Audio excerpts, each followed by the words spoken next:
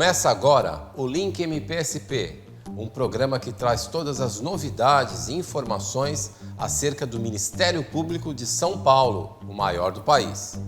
Na agência de notícias, vamos ver diversas ações do MPSP em prol da sociedade, como num acordo feito com a Uber para adequar o atendimento a pessoas usuárias de cães-guia. No quadro Fique Sabendo, as suas dúvidas podem ser respondidas por promotores e procuradores. E no Dicas da Semana, o pessoal aqui do MPSP faz excelentes recomendações culturais. Pois é, Ana, o programa está só começando. Fique com a gente.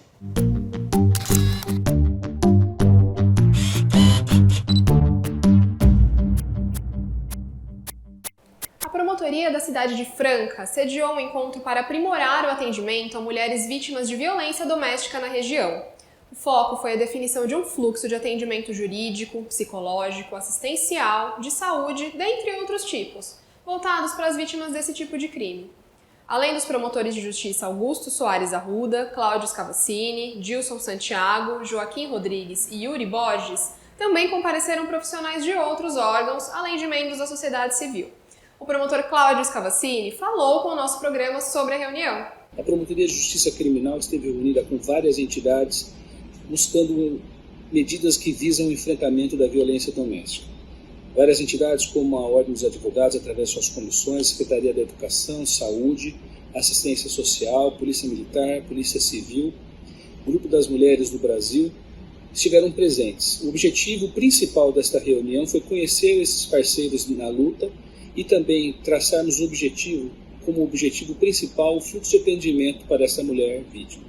O trabalho faz parte de três pilares que são desenvolvidos pela Promotoria de Justiça Criminal aqui em Franca, que é não só o fortalecimento da rede protetiva, mas igualmente a Patrulha Maria da Penha, para mulheres com medidas protetivas definidas pela Justiça, serem visitadas pela Guarda Civil, e também o atendimento como condição de regime do psicossocial para o homem agressor. Tudo isso fez, a adesão dessas pessoas e dessas entidades fez com que o trabalho se desenvolvesse bem a contento, transformando todo o nosso entusiasmo e melhorando ainda para as próximas ocasiões. A pedido do MPSP, a Justiça determinou a realização com urgência de uma perícia para que sejam feitos reparos na estrada municipal Ivo Macris. Ela liga a Americana a Paulínia e está em péssimo estado de conservação. A situação da estrada vem provocando diversos acidentes. Dentre os mais recentes estão um que foi registrado em 29 de janeiro e outro no dia 3 de fevereiro deste ano. O promotor de justiça Ivan Castanheiro se manifestou na ação que determinou a perícia. A empresa Uber se comprometeu com o MPSP a não praticar nenhum tipo de discriminação com as pessoas que utilizam cães-guia e solicitam corridas pelo aplicativo. As medidas foram combinadas após uma reunião realizada pela promotora Débora Kelly Afonso, na Promotoria de Justiça de Direitos Humanos da capital. A promotora deu detalhes sobre esse caso para o Link MPSP. Nós recebemos várias reclamações de usuários da Uber que vinham sendo obstados de utilizar porque o motorista ou se recusava ou cancelava a chamada quando percebiam que existia o cão-guia. Com isso, nós instauramos inquérito e a Uber, nesse inquérito, se comprometeu na eventualidade de existir necessidade de taxa de limpeza, eles arcariam com esse valor diretamente aos motoristas. Eles também se comprometeram a indenizar os usuários em caso de cancelamentos indevidos. Os dados desse motorista que cancelou indevidamente serão comunicados ao usuário, na forma como aceito antes. E, além disso, eles criaram 2 canais de reclamação específicos para quem sofrer qualquer problema desse tipo, tanto no site deles na internet, quanto no próprio aplicativo. Isso para a gente foi um motivo de muita felicidade, porque além das várias reclamações que a gente tinha aqui em São Paulo, nós sabemos que existem ações pelo Brasil inteiro de motoristas da Uber se recusando a transportar o cão-guia, o que é uma obrigação legal. O MPSP conseguiu na Justiça uma decisão liminar que proíbe uma empresa de energia de cobrar dívidas antigas para fornecer luz aos usuários na cidade de Caraguatatuba. A pedido do promotor Renato Queiroz de Lima, a Justiça decidiu que a EDP São Paulo pare de exigir que os moradores paguem dívidas anteriores à ocupação do imóvel, que foram deixadas em aberto por antigos moradores, para então fornecer o serviço de luz. Foi dado um prazo de 15 dias para a empresa cumprir essa decisão. Em uma ação ajuizada pelo MPSP, a Justiça decidiu que o município de Guarulhos deve continuar fornecendo vaga em asilo a uma idosa portadora de doença mental. Quando propôs a ação, o promotor Clodoaldo Maciel demonstrou que a idosa estava temporariamente abrigada em uma casa de passagem. Mas, após cadastrar senha em uma agência bancária na companhia de uma assistente social, ela não retornou para o local e acabou voltando a viver em situação de rua. A ação judicial levou em conta que a idosa apresenta sintomas de doença psiquiátrica e a família não tem condições de abrigá-la. E você já acessou nosso site? Essas e outras notícias completas estão lá: www.mpsp.mp.br. O Amauri acompanha o noticiário sobre o Ministério Público no site da instituição. E ali ele ficou sabendo que num simpósio promovido recentemente, promotores e procuradores debateram sobre a questão dos acordos de não persecução penal na área criminal e também acordos que podem ser feitos na área civil. Segundo o Amauri, um mesmo ilícito pode gerar ações na área penal e na área civil. E se houver acordo em uma área e não houver na outra? Dúvida bastante interessante. Quem responde é o procurador Tiago Zarifi, que é membro do Conselho Superior do MPSP. Amauri, uma pergunta muito interessante e que pode gerar realmente dúvida no pessoal que mexe com a área e com as pessoas interessadas na área. São questões que, infelizmente, pode acontecer.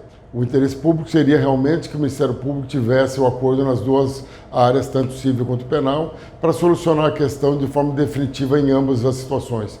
Mas como a esfera penal é diferente da esfera civil, o que pode ser modulado num acordo, isso pode acontecer de ser decisões diferentes. Então pode-se fazer o acordo, por exemplo, na parte penal por os crimes cometidos e na área civil, quando se fizer a proposta para fazer o acordo, a pessoa que está sendo investigada pode não concordar com aquelas exigências que serão feitas pelo Ministério Público. Por exemplo, pagar valor erário se tiver prejuízo, mais uma multa civil. De repente ele não concorda em pagar multa civil. Então aí se faz o acordo no penal e no civil pode não sair esse acordo.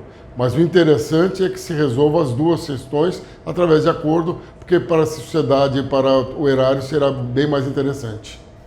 Recente decisão do Tribunal de Justiça declara uma lei inconstitucional porque o município queria contratar médicos sem a realização de concurso. O Cosmo, nosso espectador, pergunta em que hipóteses que pode haver a contratação sem concurso ou sempre a necessidade da realização do certame. Quem responde à dúvida é o Dr. Wallace, que é o Subprocurador-Geral de Justiça Jurídico. Meu caro Cosmo, a regra na Constituição é a regra justamente do sistema de mérito, portanto o concurso público é impositivo como regra. Porém a Constituição admite algumas exceções. Uma delas, e as exceções sempre são apertadas, sempre são de aplicação restrita, é a de contratação de serviços temporários. Para isso, o serviço tem que ser temporário, decorrente de uma anormalidade, de uma urgência, de uma situação de imprevisibilidade, o que não acontece, obviamente, com a realização de consultas ou de exames médicos. Você tem uma dúvida que quer ver esclarecida pelo Ministério Público? Encaminhe para a gente, pelo Twitter, pelo Instagram, pelo Facebook ou pelo e-mail. Comunicação sem o C cedilha, @mpsp.mp.br.